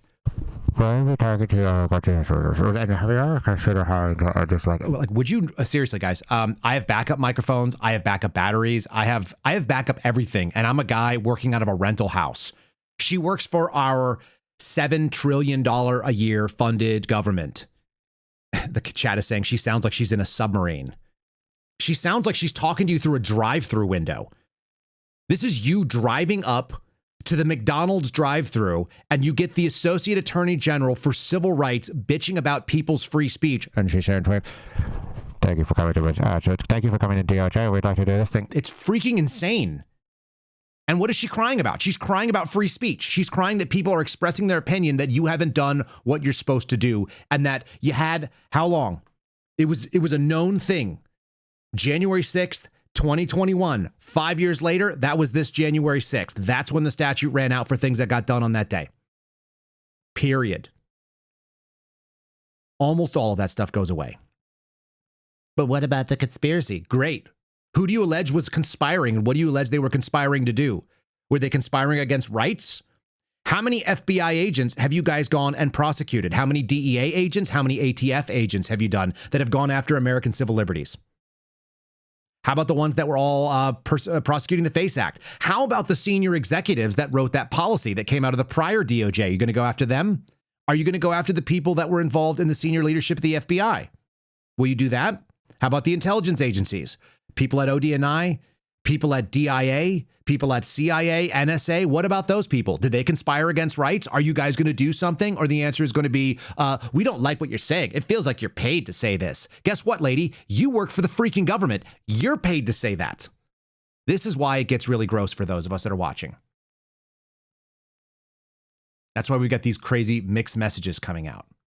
It's like, fine, I technically would agree with you. Yeah, there are some things that are not going to run out. The problem is that we can look at the past performance and it predicts the future behavior. And your behavior so far has been exactly what past would expect. Nothing happened. Nothing will happen. Nothing has happened. Nothing will happen. That's the sad part about it. How do I know? The status quo is undefeated because we have no political right. There's nobody arguing from the other side saying, maybe we should shut this all down.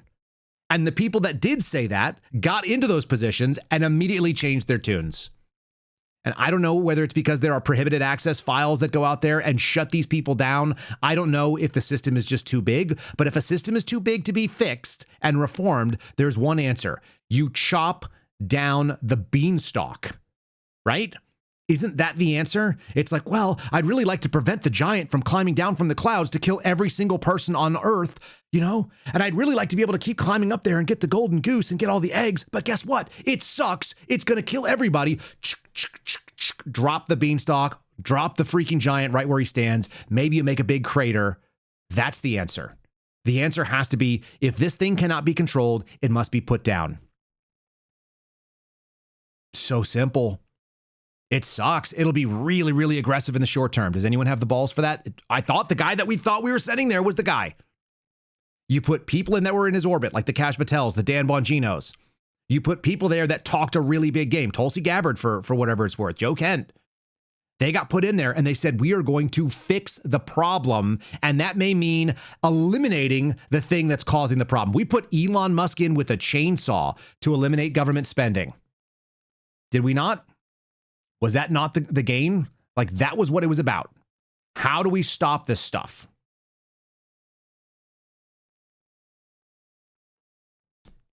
Oh, even the little bit that they did makes the government entities a shell of their former self. How Trump and Elon Musk's spending cuts are hampering the United States government's readiness in the Iran war. This is a story written by 5 people at CNN. Elon Musk looks cool there wearing a SpaceX. There's Donald Trump looking like he has a spray-on tan. That's a little bit weird. They're watching the 6th flight test. Donald Trump began his 2nd term with a promise. Okay, hold on. I didn't make this promise. Donald Trump made this promise to cut billions and billions of dollars in government spending, empowering Elon Musk's Department of Government Efficiency to eliminate programs and fire workers that it deemed wasteful. 1 year later, the cuts to programs and personnel at federal agencies have been declared unneeded mere months ago. They have hampered the United States' ability to prepare for domestic emergencies, monitor threats, guard against cyber attacks, broadcast U.S. information into Iran, and quickly help U.S. citizens stranded abroad, current and former government officials told CNN. Let's just take that paragraph for what it is, folks. Really, really, really important.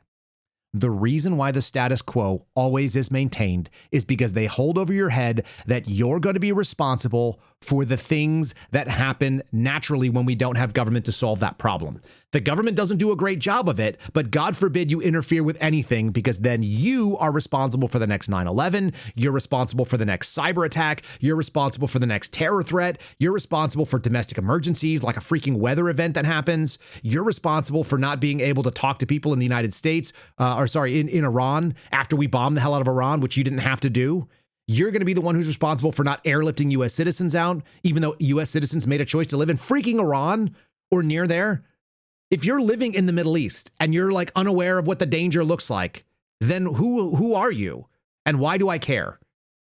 Kyle, you want to move to the Middle East? No. Hey, we'd like to pay you $500,000 a year to go work there. No, thanks. Not interested. There's not enough money for me to leave my family and go be in the Middle East. There's not enough money for me to take my family and go to the Middle East. I'm not interested. I'm a bacon cheeseburger nationalist. They don't eat bacon there. Those aren't my people. I'll just stay here. Thank you very much. Very easy. Oh, you do want to go there? Oh, you do want to take on that opportunity? Oh, you do want to go make a bunch of money and live in a place that has like constant war for the last couple hundred years? That's real simple. Now you've taken on risk. With those risks, maybe high financial rewards. Guess why they pay you so much? Because the possibility of something bad happening, it takes place. Is that my responsibility as a taxpayer? Nah, it's not. But this is how they loop you in. God forbid you cut billions and billions, as Donald Trump promised, and then you hamper the United States government ability to stop national emergencies, which happen no matter what. There's a reason why they're referred to as acts of God. Do you know how bold it is to think that you as a human being can stop an act of God? And guess what? The left thinks it because they think governments are the God that we worship on this planet. And the right's not much different now because they're not the right anymore. They've actually gone in and said it. They were like, we just need to be able to make God do the things that we want differently. They all worship the same God. And I'm not saying it like in some like sort of like this is all in air quotes.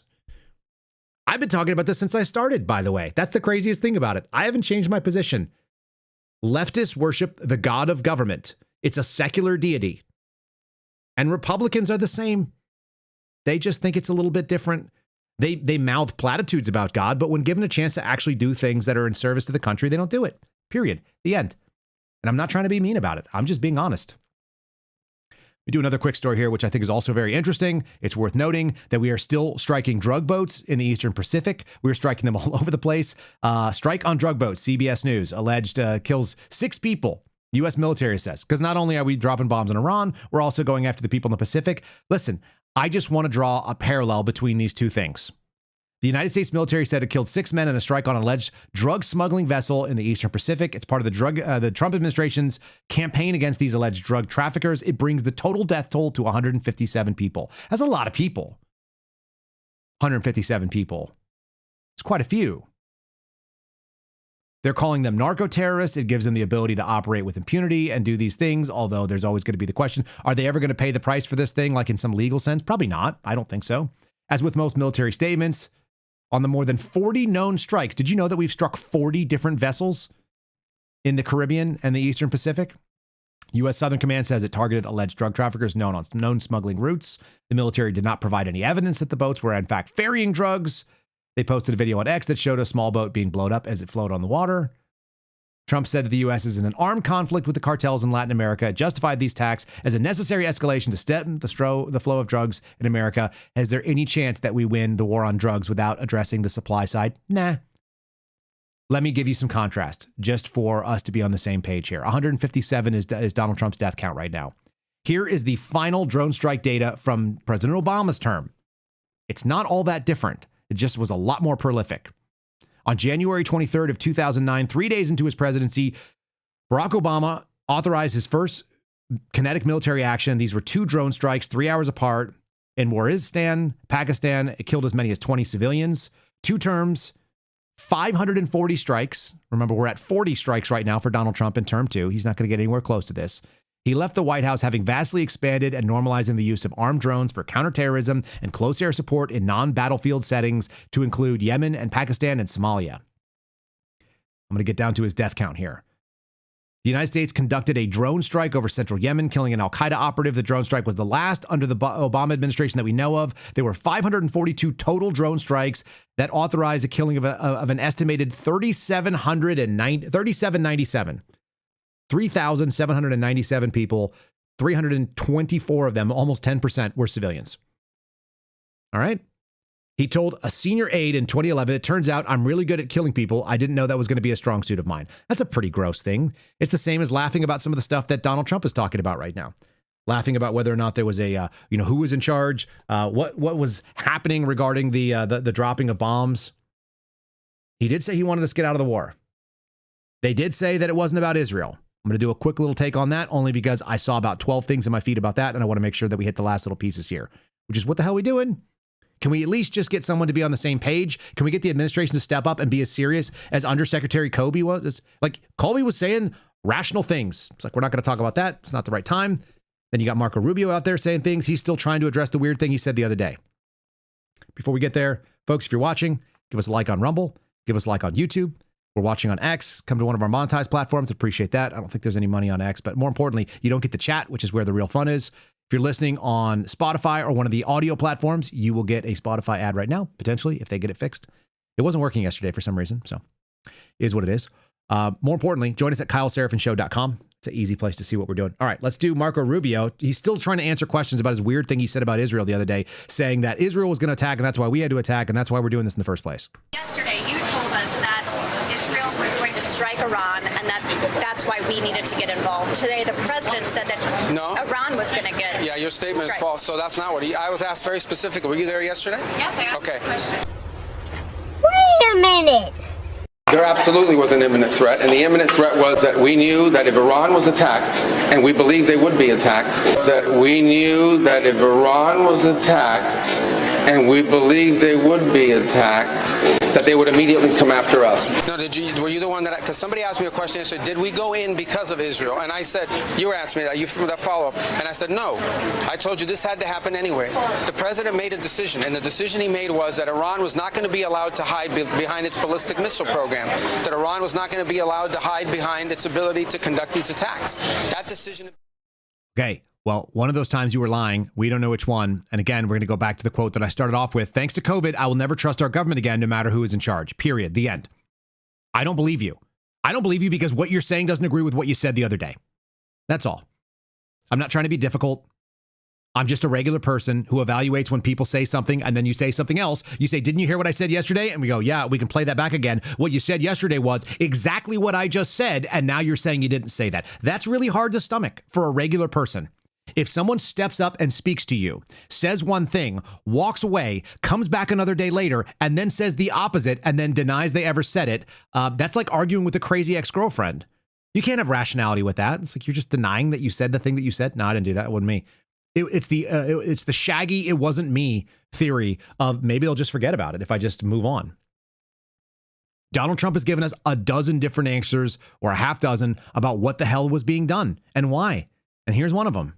The situation was very quickly approaching the point of no return, and the United States found it intolerable, in my opinion, based on what Steve and Jared and Pete and others were telling me, Marco, so involved, that I thought that they were going to attack us. I thought they would, if we didn't do this at the time we did it, I think they had in mind to attack us. Okay.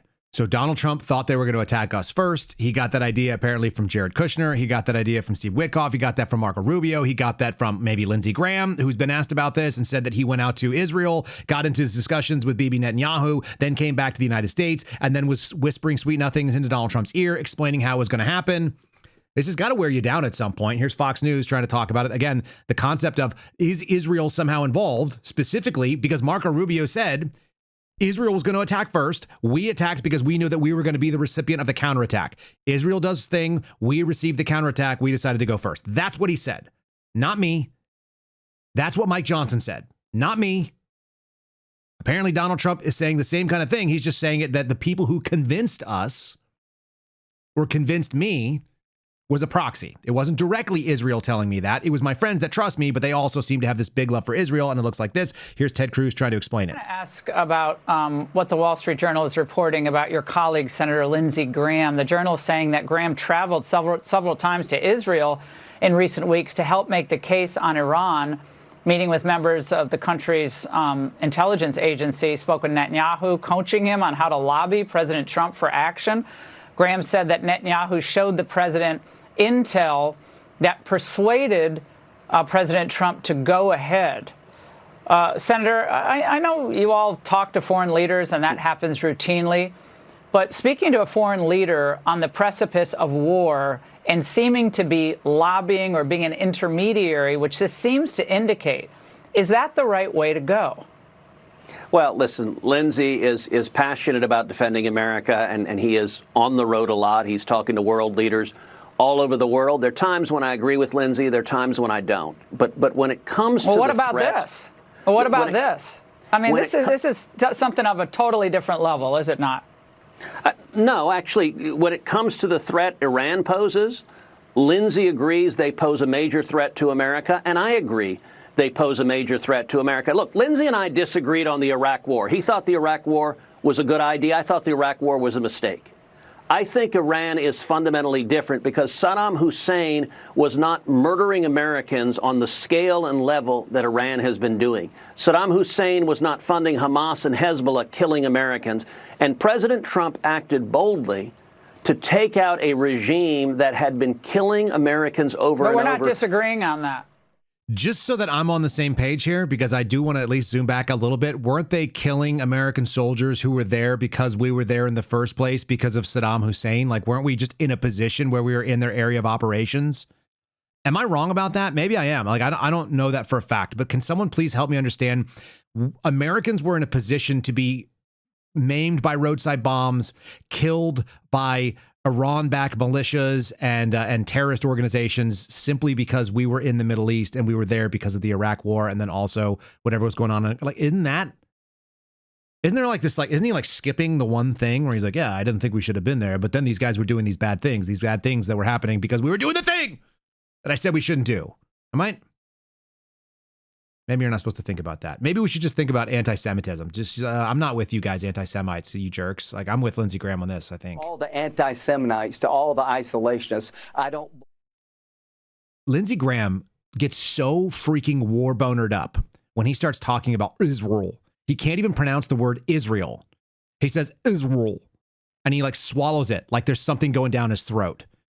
And he gets so bonered up because the blood flow leaves his head, goes directly to a throbbing like war boner, that he now says anti-Semites. He just makes up words because he's so excited. That only happens when your enthusiasm actually outweighs your ability to pronunciate. Is that a Candace Owens? Pronunciate. He can't pronounce words. His pronunciation is garbage because he's so excited. He's salivating at the idea of this. Anti-Semites, Israel's. all the anti-Semites to all the isolationists, I don't believe. Forget it. I'm not with you. I'm with Israel. I will be with Israel to our dying day. They're the best ally we could hope for. So we have a commander-in-chief in President Trump, who I think is Ronald Reagan plus. God bless Israel. Right. We should move all our stuff to Israel. Thank you. Is there any video of any of you saying anything that's anything like this? Just out of curiosity, like, does anyone have? If so, will you put it over at KyleSeraphin.com? You have to be a free member, but you can post videos of you talking, like, I don't know, at a birthday party where people are like, hey, what is it you love? And you're like, defense of Israel. It's the most dear cause to my heart. I know that we're here for an 8-year-old's birthday party and piñatas are great, but also, like, I think we should move all of our stuff to Israel. Does anyone else say that? You're like, hey, what's a thing that you think's going wrong in this world? You're like, taxes, our theft, government overreach, restrictions on the free exercise of religion, infringements on the civil liberty of being able to own guns. And you're like, I just feel like anti-Semitism is so big. Like, what? Most people, guys, Jewish people represent like 2% of this country. To go back to the bacon cheeseburger nationalism, you can't tell me that anti-Semitism is the biggest problem, that we need to have an entire DOJ thing on it. By the way, we have a task force on anti-Christian bias, which, by the way, represents, like, let's say at the minimum, about 60-something% of Americans represent themselves as Christians. We have a task force on anti-Christian bias that's done nothing. We have this other weird task force on anti-Semitism and Jewish hate speech, and it has resulted in, like, arrests and hate crime charges. And people being found. 2% of the people in this country. And I'm not saying you should hate them. I don't think you should. And I don't think they should have a worse experience for being in that 2%. I'm just saying, can we not have like a proportionate representation of what our government is involved in? Should not 60% of its actions go towards like the 60% of people or 65%?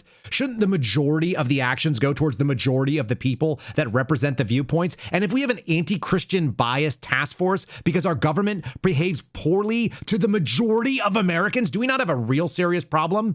Or should we worry about anti-Semites whatever the hell that is. I mean, maybe listen, they got great representation, like this guy again. There's no better partner on the planet than Israel. They hit above their weight. They do everything we ask them and then some, and they ask very little in return. Okay, here's the senator that's supposed to be representing me in Texas, but is apparently also not representing me in Texas because he's also representing Israel. Today, more than ever before, the U.S.-Israel alliance and friendship is under assault. It's under assault from forces in the United States that would try to break that friendship. I think that's profoundly dangerous. America's friend. I think that I profoundly could not care less about this. You know why this doesn't work, by the way, and why people are starting to speak out about it? Because there are people in this country that realize that they're insulated against this. There's a little clip I'm going to play you just as like a mid-range as we get up to the palate cleanse here, and we sort of like wash our palate down of all this crap, which it is. It's just crap. It's just a bunch of people saying things, and it goes back to the fundamental thing. It's like, you don't have our trust. You don't have my trust, so I don't believe you. I don't know why you're operating like that. I'm not going to assign some sort of motive. I just know that what you're saying is utterly bizarre. It's totally without honesty, because nobody woke up in the morning living in Texas and was like, how's Israel doing this morning? Like, it's never once occurred to me. And then I watch our politicians do it and I go, what the hell's going on with you guys? Why are you like that? That's super weird. You know why we're not going to get canceled from it? Some people work in jobs like mine. Like the other day I had a decision last night specifically. There were a bunch of young boys, and they were a mixed ethnic group. It was like mostly white kids and a couple Hispanic kids and like one or two black kids in there. There was like 15 of them or 12 of them. And they're all starting to play baseball. I kid you not, in my cul-de-sac on the concrete. There's a baseball diamond with a baseball backstop 200 yards from where I live. You could walk there in like 4 minutes, and then you could go play baseball on a baseball diamond. They're like stealing people's covers for their water main, and they're setting them up as bases. Like I wanted to blast these kids for being complete little turds. And they were mouthy with my wife, which was even worse, because I was like, honey, do not, like, if you get in there, I'm going to want to like throat slam one of these kids. We go in there, and it's like, I told them, or she goes out there and says it first. She's like, hey, you guys got to leave. You can't be playing baseball. You can't hit a baseball here. And they were all mouthy with it. The reason why I wouldn't have done anything in the past is because I work for the federal government. And if I decided to get into a confrontation with like 15 Utes, you would totally lose your job over that. You work in the federal government. You'd be like, what did you do? You're like, I told all these kids that they couldn't hit a baseball in a freaking cul-de-sac where everybody's cars are parked. And then one of them decided to get physical with me. And so I thrashed him. And like, you'd lose your job over that. Like, no one's going to take my job doing what I do here. I'm happy to thrash a 15-year-old if he needs to be thrashed. Like, I don't want to.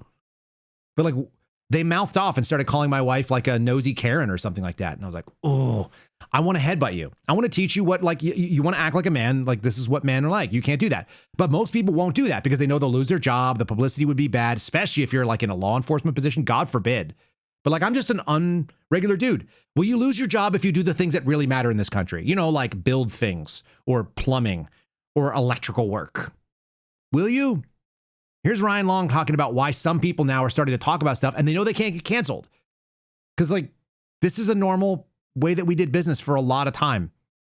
Well, you come to the foreman, you're like, we did some research, and it turns out Cody tweeted something racist in 2001, and the foreman's just like, yeah, we're all racist, so if you could get off this construction site, you homo. That was kind of my thought. I was like, I'm going to go out and talk to them very quietly. By the way, that was my plan. My plan was to go say it very quietly, because I know how boys are, because I was a boy. It's like, look, guys, I need you to not hit a baseball here. If you put one through one of the windows of these cars, they cost more than your parents make in a month. So don't do that. There's a baseball diamond right over there. We pay taxes for it. It's available to you. Just walk over there and have an awesome game. And I hope you have a lot of fun. That would have been my move. That's my move. And then if some 15-year-old wants to step up and, I've had kids spit on me before when I was in the FBI and I didn't do anything about it. But I let them know the next time that they did, I was going to have to take their throat out. And and I called the police. The police came and dealt with 40 of them, which is a lot to do. That would have gotten ugly. But my real concern was where is this lack of respect coming from? Where is this somebody said something you're not allowed to do that thing and it's objectively stupid. And if you're a teenager, it's stupid. And then you told a woman, you got mouthy with a woman instead of saying, yes, ma'am, in Texas. Look, I get it in California. I get it in New York. You think you're sassy and tough. Well, kids acting like that in this state, that is an atrocious fall from grace. That is a long, long breakaway. And what it also tells us is that break of trust, which is what this program is all about. We've lost the trust that basically we share the same common values. That parents would tell kids, if some other adult tells you not to do something that is objectively stupid, and you know it's stupid, like hitting a baseball around people's cars, and they let you know, hey, dummies, don't do that, and they're actually polite about it, the right answer would be, yes, ma'am, sorry about that. We're going to go to the baseball diamond over there. Thank you for recommending it. There's fields in all directions that they could have gone to. It's so crazy. Anyway, all of that tells me that we are like, we've moved to a place where even the young people that are in their teens are not looking at adults like a dude with gray in his beard. Like, that is a real bold move. I had 80 pounds on every one of those kids, and I'm not even that big. Like, they were skinny little punks. The fact that you think that you're something enough to be able to pick that fight is bizarre, but it's an indication of where our culture has gone. And a lot of it has been, we're pretty confident that mommy government is going to come in and solve that problem. I'll just call the police. I won't just go tell kids doing dumb things that you're doing a dumb thing. That's when the right is gone. When the right thinks that the right answer is, I should call somebody else to come deal with the problem with just children. They're just children. Anyway, by the way, the idea that like when you're a young man, that a man offers you the opportunity to be a kid and be talked to like a kid respectfully, or like you can jump into the man's world and find out like what the consequences are for men. That would have been really effective on me when I was 14 or 15 years old. If a grown man was like, listen, I'm telling you something, I'm acting like an adult, and I'm telling you as a child, please don't do this childish thing. But if you want to act like a man, you could see what it looks like on the other end. Like the answer would be like, never mind, sir. Sorry about that. That is not the instinct of kids these days. So that's pretty crazy. All right, that's the program today. By the way, apparently oil prices are going down. We will see. It all depends on what happens long term, and Donald Trump has given us mixed messages. So we're in a space where nobody knows what the answer is going to look like. If you're watching over on Rumble, give us a like. I'd appreciate that. If you're watching on YouTube, same thing. If you're listening on one of the platforms, give a comment, give us a rating, 5-star review on Apple would be cool. If you guys want to leave a comment over on Spotify, it's the best place to go back and forth. Same thing with the YouTube comments and the Rumble comments, all really useful. I read most of them most days. So pretty good chance I'll read it. I appreciate you guys being part of the program. Let's do something that makes us laugh. We're talking about government. We're talking about how much it sucks. It really does suck. Having worked in government, this is the most governmental thing. It may be a UK video, it may be British humor, but doggone it, I experience this every single day when I worked in the federal government. Having to thank people for doing their flipping job is one of the most obnoxious things about government, because they call it government service. It's not service. You get paid. You chose to do a job where the consequences are low, where the expectations are low, and the pay is like a little bit lower, but you get really good benefits in the end and a pension. It's the only place you get a pension almost anywhere in America is working in the government. Make sure you say thank you to your bus driver. This interaction makes me so happy. Thank you. Thank you. Thank you. Thank you. Oi, hey. Oi. Yeah? You're forgetting something, are you? What? You never said thank you. What do you mean? Everyone else said thank you, didn't they? Why didn't you say thank you? Why would I say thank you? Because I drive the bus, don't I? That's what you're supposed to do. You're a bus driver. That's what you get paid for. And very well paid, I might add. That's besides the point. It's common courtesy to thank the bus driver before you get off the bus. I only got on 3 stops ago. It doesn't matter. You still say thank you. You were going this way anyway. It wouldn't have made a difference if I was on the bus or not. Can I get off? No! Nobody's getting off the bus until this man tells me the stellar job I'm after doing, right? Will you just say thank you? I'm not saying thank you. Why would I say thank you? He done nothing for me personally. He doesn't even give you a change if you don't have the right coins. You know what the fear is? If you don't have the right change, yeah? It's your own fault. He has a point. That may be so, but I'm still not saying thank you. My ma's in hospital, I have to go, like... Oh, Ma is in the hospital, right? Yeah? On her deathbed. And you can't even see her because you won't say thank you to me. Well, maybe if you drove a bit quicker. Or it's only a routine procedure, it's not that... A routine procedure? They go wrong all the time. Oh, do you mean they go wrong all the time? Getting out of hand. It's your fault. It's all going to be your fault. It's your fault for not saying thank you. She's only getting a scan. Hope you can stay there. It's not a passenger. All right, you just saw a congressional hearing right there. Say thank you for my service to the government. You're not doing a great job. Why would I say thank you? This is your job. You get paid for it, and so on and so forth. This is exactly it. Anyway, if that's not the most governmental thing that you've ever seen, you've never seen anybody in government. They'd love to be told thank you for doing the thing that they're getting paid to do. And it's actually not that big of a deal. So that's why I would shut it down. That's what the political right would argue, but we're all over here by ourselves, apparently. Maybe if we move to Israel, we can get them to take up that point for us. What? All right. God bless you guys. I had fun. I hope you did too. I look forward to seeing you again tomorrow. Have a great day. Thanks for listening to the Kyle Seraphin Show, streamed live weekdays on rumble.com/Kyle Seraphin. Follow Kyle on Twitter, Truth Social, and Instagram @Kyle Seraphin.